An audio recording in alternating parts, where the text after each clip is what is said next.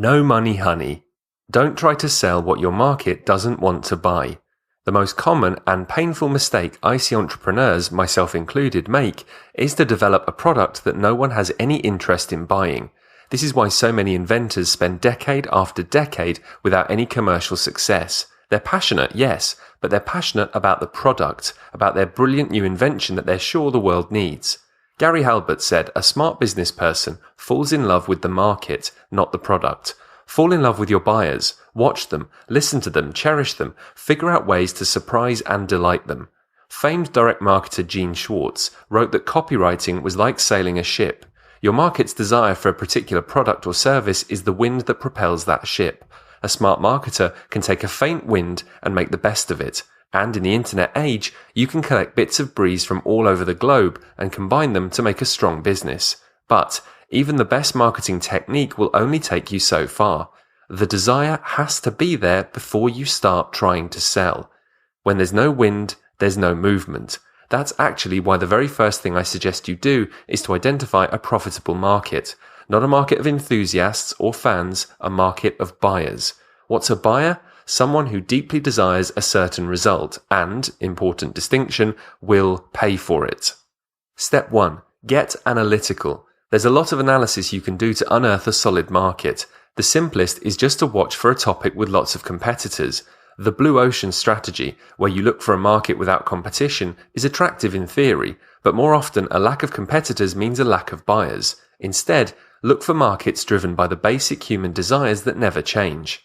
People will always look for sex, status, and a really great lunch. They want to look cool, to feel safe and secure, to create better relationships with their kids or spouses, to make themselves more attractive. We always have wanted those things, and we always will. Then you figure out where the holes are. What are the slivers of the market that aren't being served well? What's missing in the other offerings, good as they may be? What can you do that's different in a valuable way, in a way that better serves a slice of the market?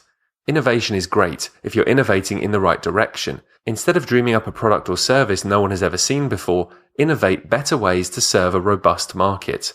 Step 2. Get empirical. But analysis only takes you so far. There are all kinds of business ideas that should work, but don't. Maybe you're not a great fit for the market you've chosen. Maybe you figured out what your customers need, but it turns out they don't want it. Maybe what worked last year or last month doesn't work today. For any one of 1,000 reasons, think of businesses built on other people's platforms like Google or Facebook, for instance. Working great now, but if they fall out of favor, you're screwed. There's one way to find out if your idea will work or not, and that's to fire off some bullets and see if they hit a worthy target. Step 3. Create a bullet and fire it off. This weekend, put together the smallest product possible that will deliver a benefit for your customer.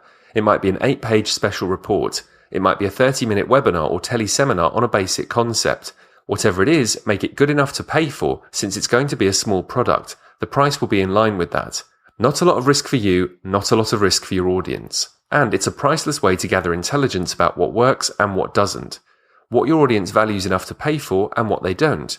Put your new product out for sale next week. If you wait any longer than that, you'll get sunk in analysis paralysis, and a week will turn into 3 months. Rather than getting it perfect right now, let your audience know it's a beta version, that you guarantee it will have some flaws. Create a simple website or landing page, then email your list, or someone else's list if you don't have one, write a blog post, get your friends to talk it up on Twitter, or pay for Facebook or Google Ads, my preferred strategy. You're not trying to pay the mortgage with this one, you're just firing a bullet. You'll learn more and gain more confidence in putting a simple product together this weekend and launching it next week than you would in 5 years of market analysis. And you might even come away with a few quid in your pocket. And if you don't sell a single copy, that's good data. Figure out if the problem is the product, it doesn't solve a problem people care about, the market, cheapskates who think everything should be free, your list, if you have 9 people reading, it's going to be hard to hit that first sale, or your copywriting technique. In my experience, you can sell a good product to hot buyers with crap copy, but you can't sell a great product with amazing copy to the wrong people. The market is far more important than the copy. Then start at step 1 and do it again.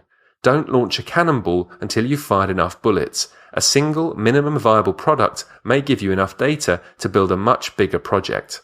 Or, more likely, you may need to fire some more bullets. Try different angles, different customer types, solve different levels of problem, simple, moderate, or really ugly. Take different approaches. Try getting out of your comfort zone a little with a stronger copywriting approach. Figure out who you would like to sell to, who really gets you, who benefits the most from your product or service, who actually has the money to spend on what you're selling. Then observe. Watch what people go for. It's often very different from what they'll tell you in a survey. Keep track of your conversion rates, what percentage of people buy, and your total profit. Keep working to nudge those two numbers up. This isn't always an easy process, but it's a straightforward one, and it will reveal the cause of your lack of sales. Fixing it can be tricky, especially if you've been trying fruitlessly to sell to a market of non-buyers, or your topic just doesn't have the potential to support your business goals. You'll need to have the courage to face the facts and make the changes you need to make, but knowing is, in the end, always less painful than not knowing. My advice, fail and fail fast. Then move on and test the next product. Want to see a detailed step-by-step on how to do this? Check out my business building bootcamp at rawlocal.com.